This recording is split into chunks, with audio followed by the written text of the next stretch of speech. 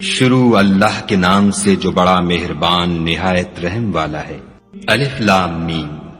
یہ کتاب قرآن مجید، اس میں کچھ شک نہیں کہ کلام خدا ہے، خدا سے ڈرنے والوں کی رہنما ہے،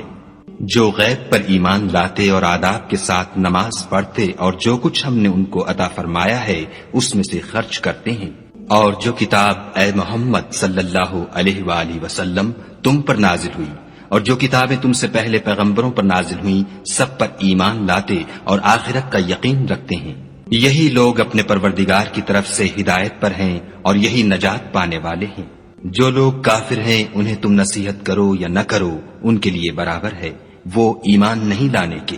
خدا نے ان کے دلوں اور کانوں پر مہر لگا رکھی ہے اور ان کی آنکھوں پر پردہ پڑا ہوا ہے اور ان کے لیے بڑا عذاب تیار ہے۔ اور بعض لوگ ایسے ہیں جو کہتے ہیں کہ ہم خدا پر اور روز آخرت پر ایمان رکھتے ہیں، حالانکہ وہ ایمان نہیں رکھتے۔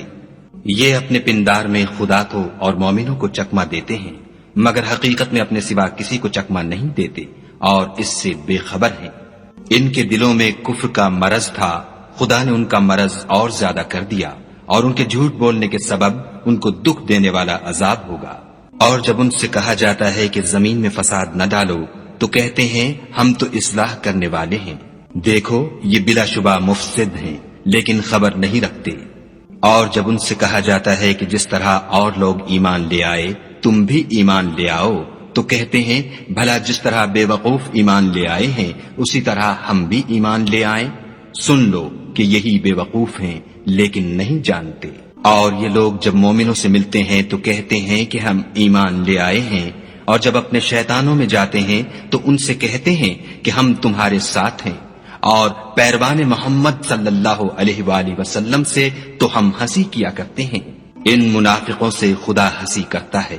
اور انہیں مہلت دیے جاتا ہے کہ شرارت و سرکشی میں پڑے بہک رہے ہیں۔ یہ وہ لوگ ہیں جنہوں نے ہدایت چھوڑ کر گمراہی خریدی، تو نہ تو ان کی تجارت ہی نے کچھ نفع دیا اور نہ وہ ہدایت یاب ہی ہوئے۔ ان کی مثال اس شخص کی سی ہے جس نے شب تاریک میں آگ جلائی، جب آگ نے اس کے ارد گرد کی چیزیں روشن کی تو خدا نے ان لوگوں کی روشنی زائل کر دی اور ان کو اندھیروں میں چھوڑ دیا کہ کچھ نہیں دیکھتے۔ یہ بہرے ہیں، گونگے ہیں، اندھے ہیں کہ کسی طرح سیدھے رستے کی طرف لوٹ ہی نہیں سکتے۔ یا ان کی مثال مہ کسی ہے کہ آسمان سے برس رہا ہو اور اس میں اندھیرے پر اندھیرا چھا رہا ہو اور بادل گرج رہا ہو اور بجلی کوند رہی ہو تو یہ کڑک سے ڈر کر موت کے خوف سے کانوں میں انگلیاں دے لیں، اور خدا کافروں کو ہر طرف سے گھیرے ہوئے ہے۔ قریب ہے کہ بجلی کی چمک ان کی آنکھوں کی بصارت کو اچک لے جائے۔ جب بجلی چمکتی اور ان پر روشنی ڈالتی ہے تو اس میں چل پڑتے ہیں، اور جب اندھیرا ہو جاتا ہے تو کھڑے کے کھڑے رہ جاتے ہیں۔ اور اگر خدا چاہتا تو ان کے کانوں کی سنوائی اور آنکھوں کی بینائی دونوں کو زائل کر دیتا۔ بلا شبہ خدا ہر چیز پر قادر ہے۔ لوگو اپنے پروردگار کی عبادت کرو جس نے تم کو اور تم سے پہلے لوگوں کو پیدا کیا تاکہ تم اس کے عذاب سے بچو،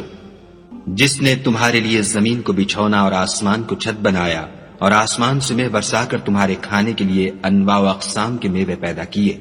بس کسی کو خدا کا ہمسر نہ بناؤ اور تم جانتے تو ہو۔ اور اگر تم کو اس کتاب میں جو ہم نے اپنے بندے محمد عربی صلی اللہ علیہ وآلہ وسلم پر نازل فرمائی ہے کچھ شک ہو تو اسی طرح کی ایک صورت تم بھی بنا لاؤ، اور خدا کے سوا جو تمہارے مددگار ہوں ان کو بھی بلا لو اگر تم سچے ہو۔